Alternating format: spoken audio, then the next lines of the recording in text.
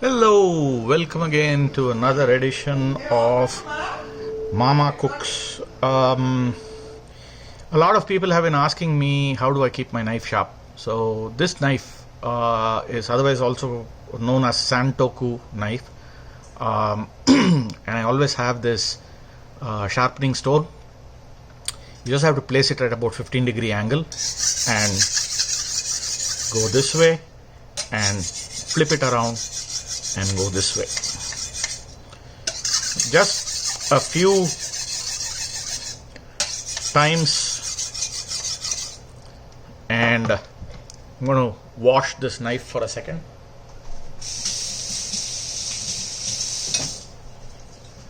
That's the wash knife, and once you have sharpened the knife, you'll notice that it will simply slice through any vegetable. This is an onion that I'm using, and my baby brother wanted chicken korambu. So I'm going to be making chicken korambu for my baby brother, and all that I'm going to do is slice this into two halves and go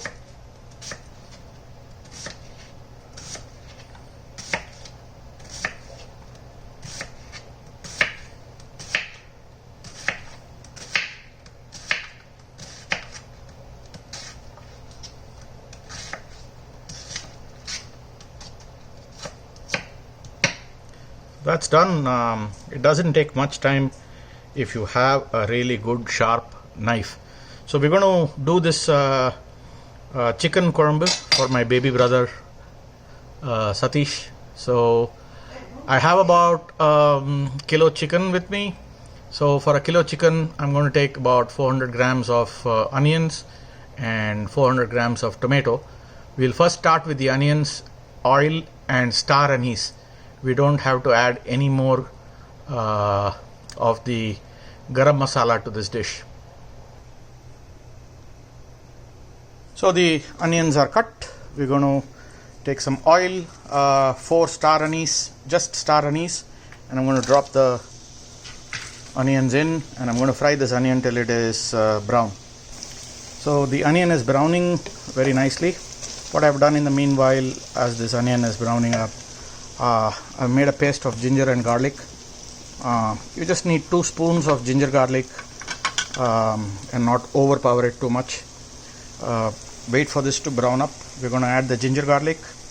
Then we're going to add a hand bunch of coriander leaves. And then I've gone to the garden and got some fresh mint also. So we'll add some fresh mint. And we will add some green chilies and then move forward with a couple of more ingredients. So at this point of time, this is nice and brown. You don't have to caramelize this beyond this point for this dish. I'm going to get the gas flame down to absolutely sim, and I'm going to add the ginger garlic paste to this. We've added the garlic paste. I'm going to cook this in a little medium flame. Just mix it around.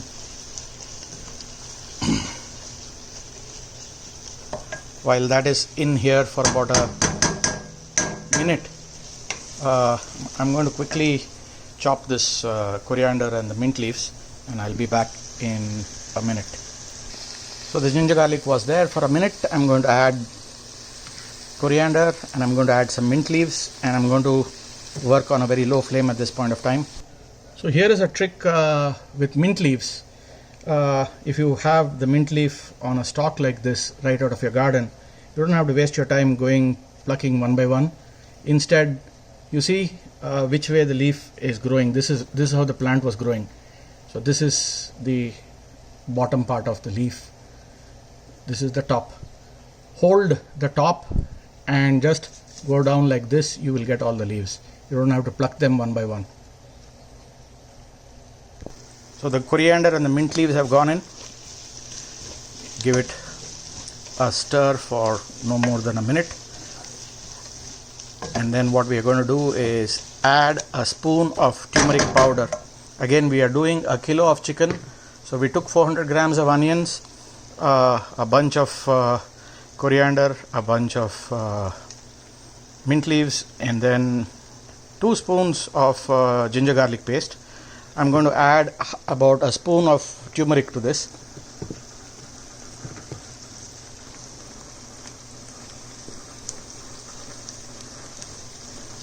There we go. A spoon of turmeric. I'm going to add a spoon of chili powder, and I'm going to mix that up. I'm going to add some Kashmiri mirch, 1 spoon. Don't worry about the fact that I'm putting many spoons, but I'm actually able to only pull very little for each scoop. So I put some Kashmiri mirch. I'm going to put some red hot chili powder, about half a spoon. Okay, so I've added the turmeric powder, the chili powder, and then I've added about 5-6 green chilies. Again, I have not slit the green chilies because I do not want this to become very spicy.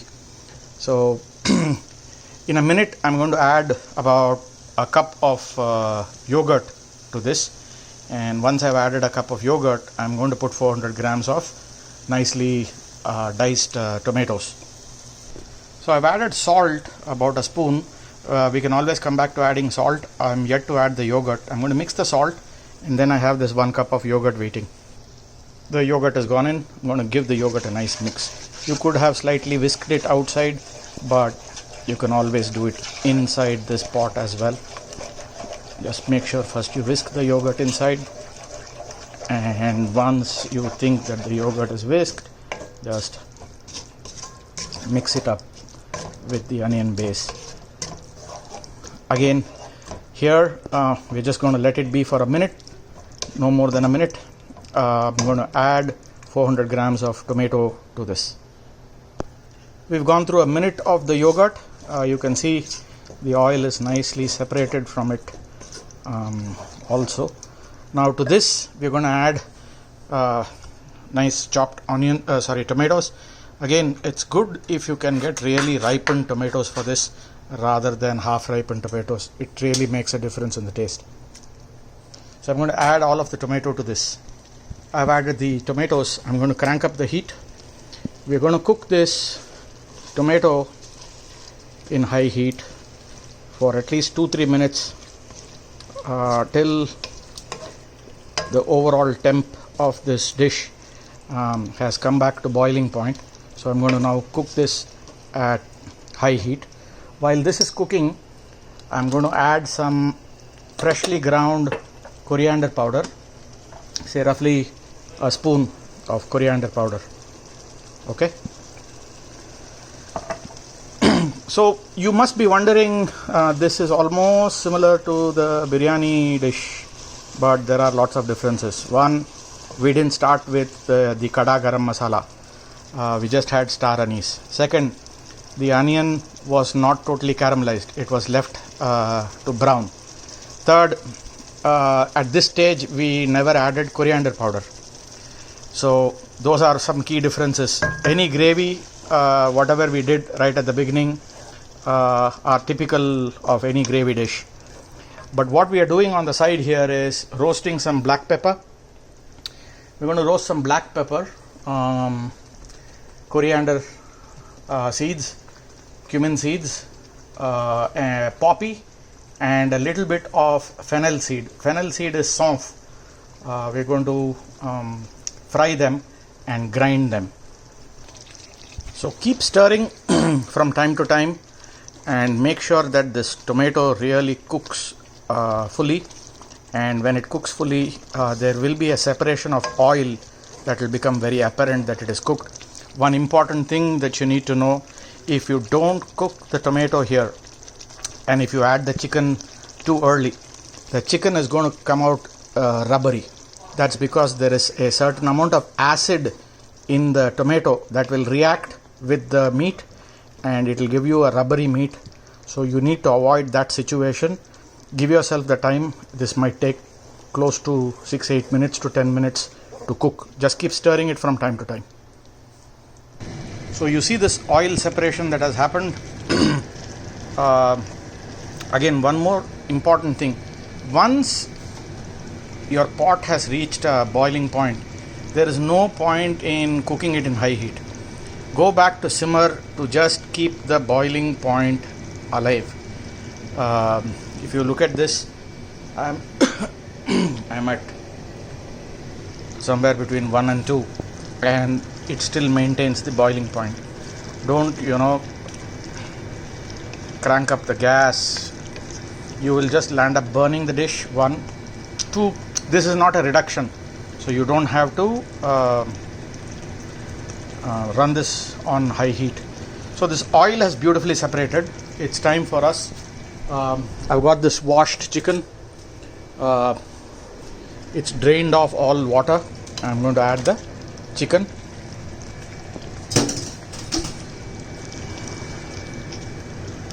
Just mix the chicken gently into this.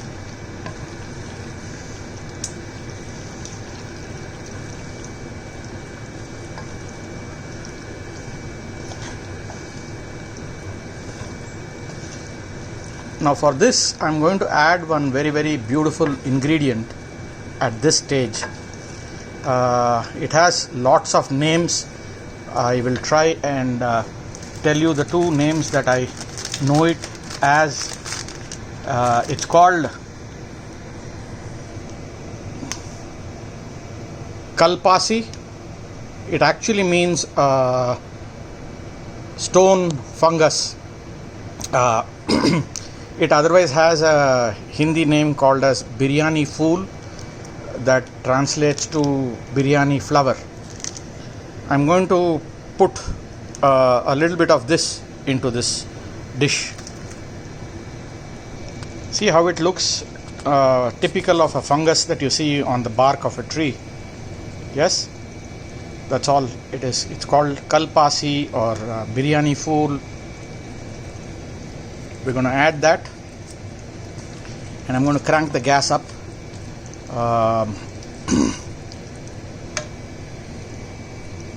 I'm going to add a cup of water to this and just close it and cook this for about 15 minutes.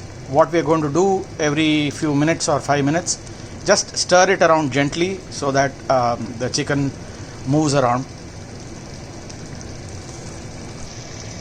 So I'm adding a cup of water. Cup of water is roughly 250 ml.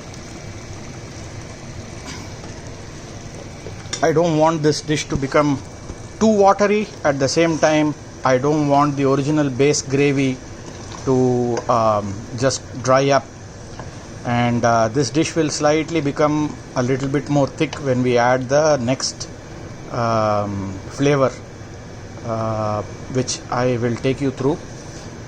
Let this right now get to a boiling point. When it gets to a boiling point, we're going to cover and cook it.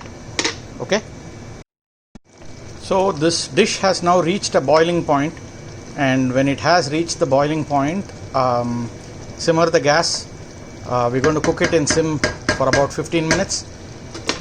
So the gas goes into the low flame and just cover and let this cook. Keep stirring it every 5 minutes. In the meanwhile, I've taken a few peppercorns and a tablespoon of cumin seeds, and I'm roasting this.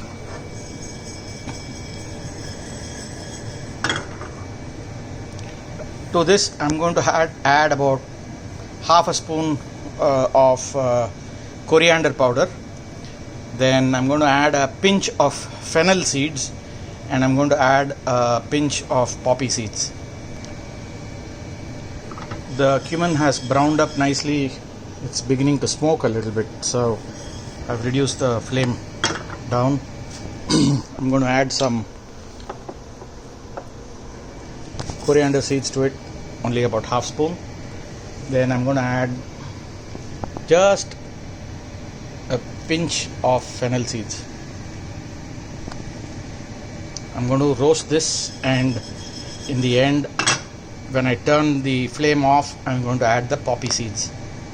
So this has roasted up nicely. I'm going to turn the flame off, and in the residual heat I'm going to cook the poppy seeds. So I'm going to add about half a spoon of poppy seeds to this.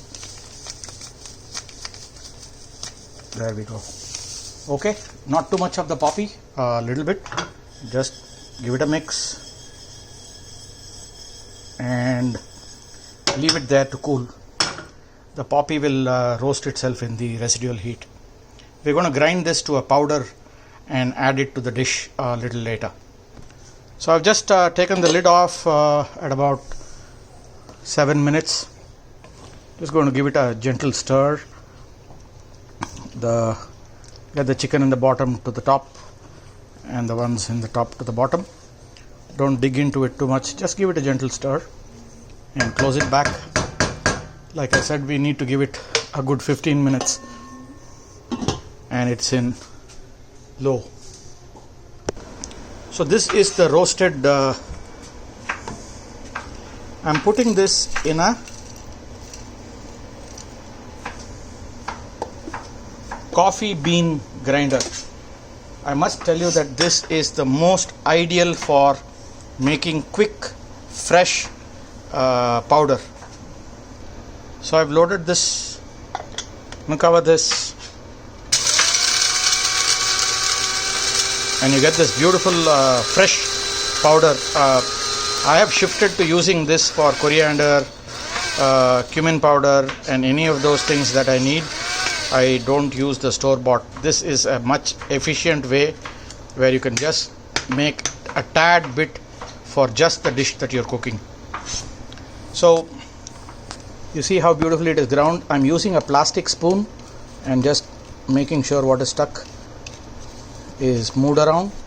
Always use a plastic spoon, that way you will not spoil the blade, and the blade will last you really long. And this is done, and also 15 minutes of the chicken is done. I'm going to take this. I've removed the lid of the chicken.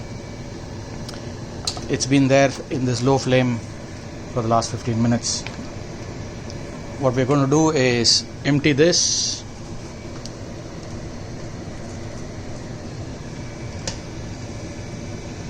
and gently mix this. This is also going to thicken a little bit of the gravy because of the poppy seeds, but just give it a gentle stir without breaking your chicken pieces, and let it kind of boil for 2-3 minutes. Once it boils for 2-3 minutes, this dish is done. So this dish is done, and here we have chicken korambu. This can be had with rice, flatbread, idli, dosa, idiyappam, you name it. It's a great gravy to have.